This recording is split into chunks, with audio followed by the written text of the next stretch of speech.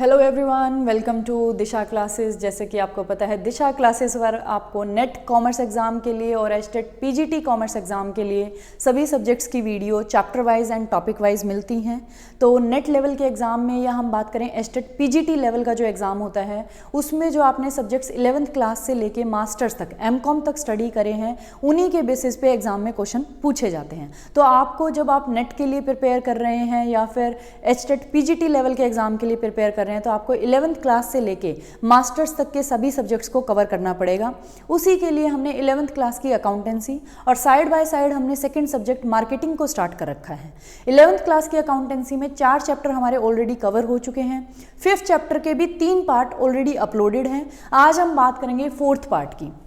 तो जो हमारा चैप्टर 5th है उसका नाम है accounting standard and international financial reporting standards. तो अकाउंटिंग स्टैंडर्ड्स क्या होते हैं, हमें इनकी नीड क्यों पड़ी, या इनका क्या एडवांटेजेस है, क्या लिमिटेशंस हैं, ये हम पार्ट 2 तक कवर कर चुके हैं। पार्ट 3 में हमने इंडियन अकाउंटिंग स्टैंडर्ड्स जो टोटल 29 हैं, कौन सा अकाउंटिंग स्टैंडर्ड किस चीज़ से रिलेटेड है, उनको स्टडी किया था या उनको डिस्कस किया था पार्ट 3 में। आज हम बात करेंगे पार्ट 4 में IFRS की, इंटरनेशनल फाइनेंशियल रिपोर्टिंग स्टैंडर्ड्स। जैसे आपको पता चल रहा है कि भी ये जो फाइनेंशियल रिपोर्टिंग स्टैंडर्ड्स हैं किस लेवल के हैं, इंटरनेशनल लेवल्स के हैं, जो हर एक कंट्री में क्या होते हैं, अप्लाई होते हैं। हर एक कंट्री में आप इनको अप्लाई कर सकते हैं, किसी पर्टिकुलर कंट्री के नहीं है। क्योंकि जब हमने अकाउंटिंग स्टैंडर्ड्स की बात करी थी, तो अकाउंटिंग स्टैंडर्ड्स बनने के बाद सबसे पहले क्या हुआ, जो अकाउंटिंग स्टैंडर्ड्स बने वो इंटरनेशनल लेवल पे बने, इंटरनेशनल अकाउंटिंग स्टैंडर्ड्स बने। लेकिन हर एक कंट्री की इकोनॉमिक कंडीशंस या हम कहें उनका जो स्ट्रक्चर है वो अलग अलग है, इसलिए हर एक कंट्री ने इन्हीं को मॉडिफाई करके अपनी कंट्री की नीड, इकोनॉमिक कंडीशंस के अकॉर्डिंग हर एक कंट्री ने अपने अपने अकाउंटिंग स्टैंडर्ड्स बना लिए। जैसे इंडिया ने भी अपने अकाउंटिंग स्टैंडर्ड बना लिए जो हमने पार्ट 3 में कवर किए थे, ऐसे ही करके। लेकिन फिर भी क्या है, यूनिफॉर्मिटी नहीं आई। हर एक कंट्री की जो फाइनेंशियल स्टेटमेंट्स थी वो दूसरी कंट्री की जो बिजनेस ऑर्गेनाइजेशन थी उनकी फाइनेंशियल स्टेटमेंट्स से अलग अलग थी, जिनकी वजह से बहुत सारी डिफिकल्टीज आती थी। इसलिए फिर डिसाइड हुआ कि भी इंटरनेशनल अकाउंटिंग स्टैंडर्ड्स की बजाय हम इंटरनेशनल फाइनेंशियल रिपोर्टिंग स्टैंडर्ड्स को लेके आएंगे, ताकि सारी कंट्रीज की जो फाइनेंशियल स्टेटमेंट्स हैं उनकी जो रिपोर्टिंग सिस्टम है वो क्या हो, यूनिफॉर्म हो, एक ही मेथड से या एक ही पॉलिसी या रूल के अकॉर्डिंग वो बनाए गए हों। इसलिए IFRS का कंसेप्ट आया। तो सबसे पहले क्या हुआ, जब हमने इंटरनेशनल लेवल पे अकाउंटिंग स्टैंडर्ड्स को बनाया था, तो इंटरनेशनल अकाउंटिंग स्टैंडर्ड कमेटी बनाई एक। उस कमेटी ने क्या किया, आपको इंटरनेशनल लेवल के अकाउंटिंग स्टैंडर्ड्स दे दिए। लेकिन IFRS बनाने के लिए हमें क्या हुआ, इंटरनेशनल अकाउंटिंग स्टैंडर्ड बोर्ड बनाया गया। एक इंटरनेशनल अकाउंटिंग स्टैंडर्ड बोर्ड बनाया गया, जिसको कहा गया कि भी आप इंटरनेशनल लेवल के फाइनेंशियल रिपोर्टिंग स्टैंडर्ड्स को डेवलप करें, ताकि सारी कंट्रीज की जो फाइनेंशियल स्टेटमेंट्स की रिपोर्टिंग है वो क्या हो जाए, यूनिफॉर्म हो जाए, एक जैसी हो जाए। तो ये जो हमारी कमेटी थी इसने तो क्या दिया था, इंटरनेशनल अकाउंटिंग स्टैंडर्ड कमेटी ने तो हमें इंटरनेशनल लेवल के जो अकाउंटिंग स्टैंडर्ड्स थे वो बना के दिए थे। उन्हीं बेसिस पे अकाउंटिंग जो स्टैंडर्ड बोर्ड था हमारा इंटरनेशनल लेवल का, IASB, उसने हमें IFRS international financial reporting standards बना के दिए। और जो हमारे इंटरनेशनल अकाउंटिंग स्टैंडर्ड 1 है, इंटरनेशनल अकाउंटिंग स्टैंडर्ड 1, उसमें क्लियरली मेंशन किया गया है कि भी जब आप फाइनेंशियल स्टेटमेंट्स बनाएंगे तो आपको सारे जितने भी IFRS आज तक दिए गए हैं उनको कंप्लाई करना, उनको अप्लाई करना आपको क्या है, कंपल्सरी है। क्लियर। तो accounting standard international accounting standard 1 में लिखा गया है कि जब भी आप फाइनेंशियल स्टेटमेंट्स बनाएंगे तो आपको इंटरनेशनल फाइनेंशियल रिपोर्टिंग स्टैंडर्ड्स को फॉलो करना पड़ेगा, उनको अप्लाई करना पड़ेगा। क्लियर। ये था इंटरनेशनल फाइनेंशियल रिपोर्टिंग स्टैंडर्ड्स। कहां से किसने बनाए, बोर्ड ने बनाए, इंटरनेशनल अकाउंटिंग स्टैंडर्ड बोर्ड ने बनाया।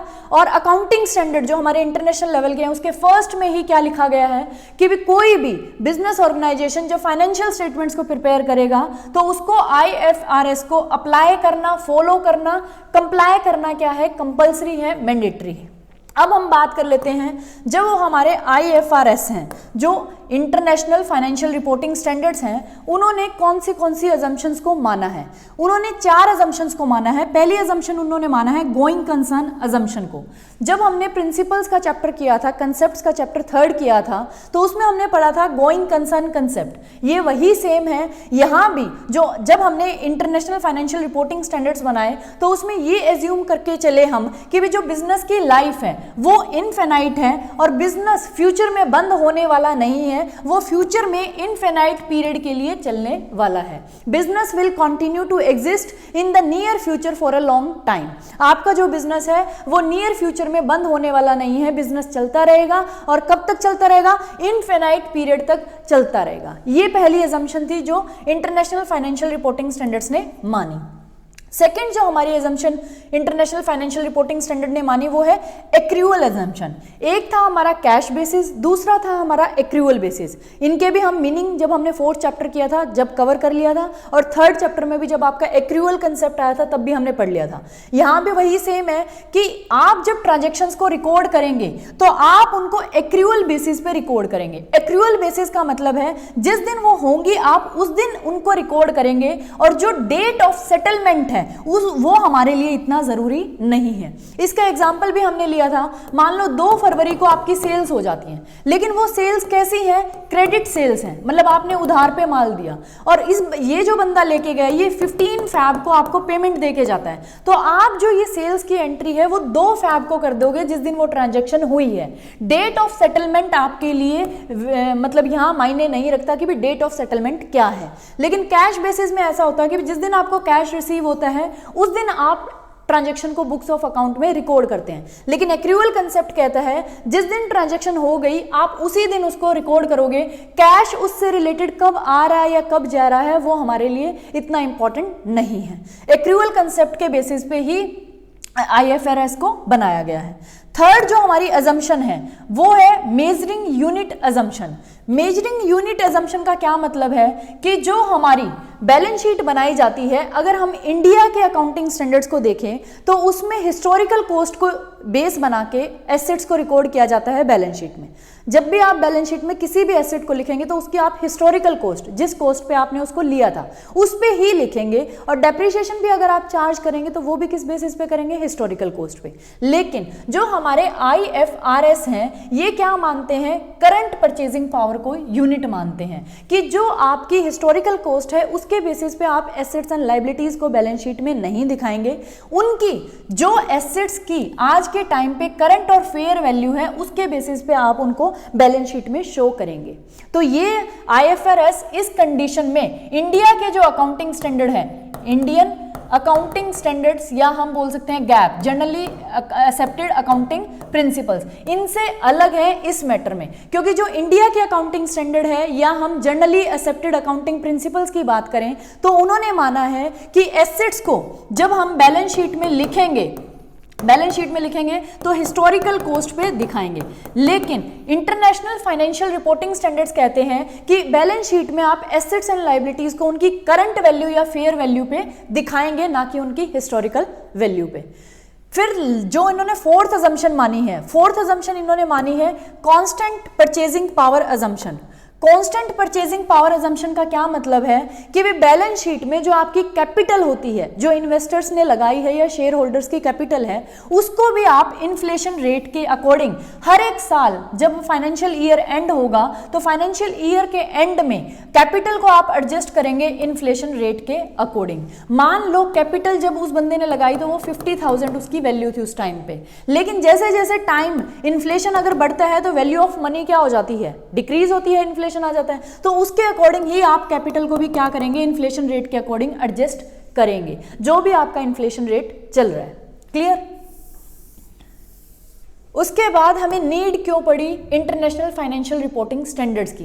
अगर हम नीड की बात करें कि भी हमें नीड क्यों पड़ी, तो जैसे कि अभी हमने बताया कि भी हर एक कंट्री के अपने कुछ रूल्स एंड रेगुलेशंस थे अकाउंटिंग और फाइनेंशियल रिपोर्टिंग के लिए। मतलब इंडिया ने क्या किया? अपने अकाउंटिंग स्टैंडर्ड्स बना लिए। ऐसे ही अदर कंट्रीज ने भी अपने अपने अकाउंटिंग स्टैंडर्ड्स और रेगुलेशंस रूल्स बना लिए अकाउंटिंग करने के लिए और फाइनेंशियल रिपोर्टिंग करने के लिए। उसकी वजह से क्या हुआ, जब उसको अब्रॉड बोर्ड से कैपिटल रेज करनी होती थी।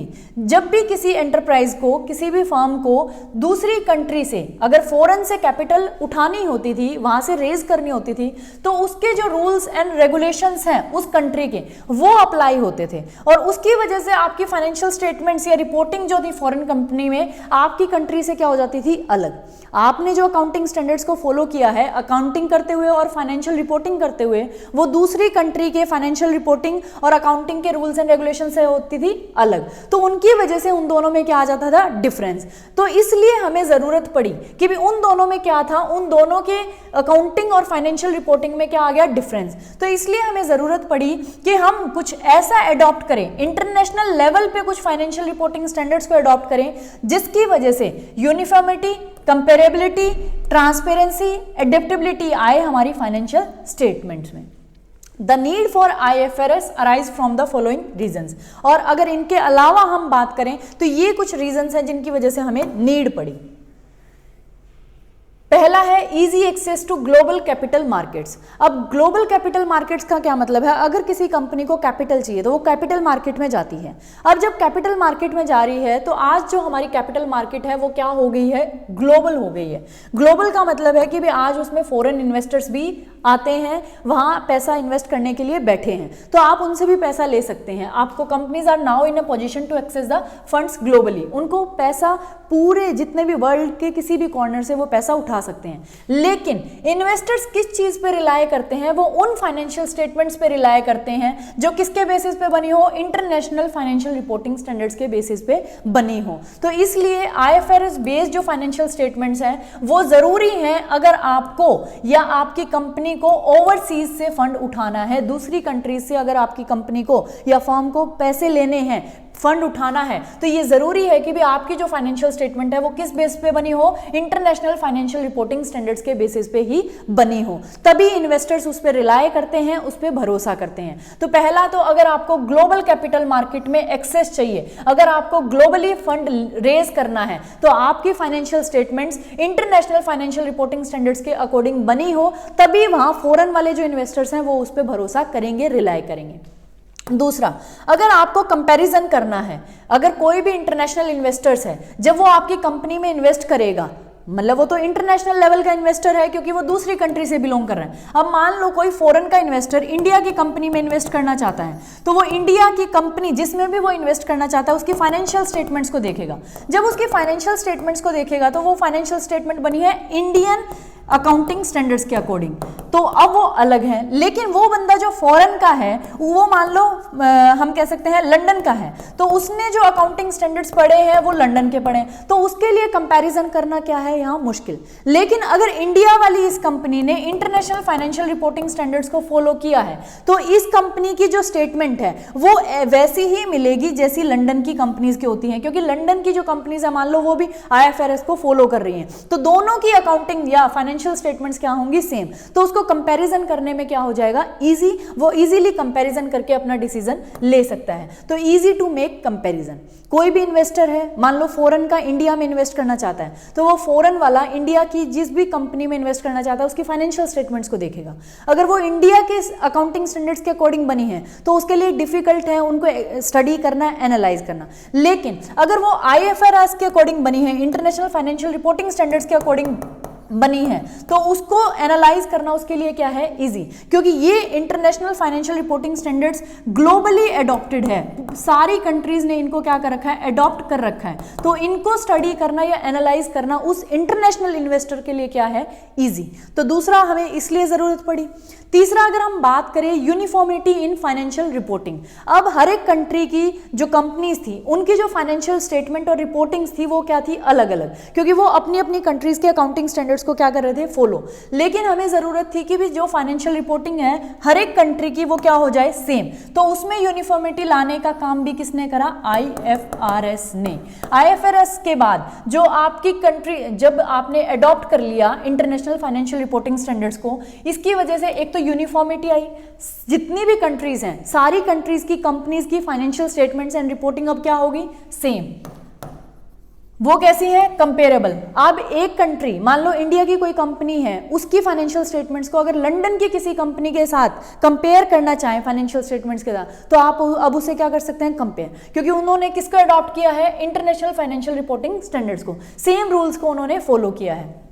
उनमें क्या है? ट्रांसपेरेंसी, क्योंकि हर एक बंदे को अब उनके बारे में पता है। हर एक कंट्री अपने अकॉर्डिंग नहीं चला सकती, सब कंट्रीज के लिए सेम रूल्स एंड रेगुलेशंस हैं, तो उन्हीं के बेसिस पे उनकी फाइनेंशियल स्टेटमेंट्स बनी है। तो अब वो स्टेटमेंट्स कैसी हैं? सेम है, कंपेरेबल है, ट्रांसपेरेंट है, और इसकी वजह से जो हमारी फाइनेंशियल रिपोर्टिंग की क्वालिटी और स्टैंडर्ड है वो क्या हुआ है? इंप्रूव हुआ है। आपकी इन IFRS की वजह से जो हमारी फाइनेंशियल रिपोर्टिंग थी उसका स्टैंडर्ड एंड क्वालिटी क्या हो गया? इंक्रीज।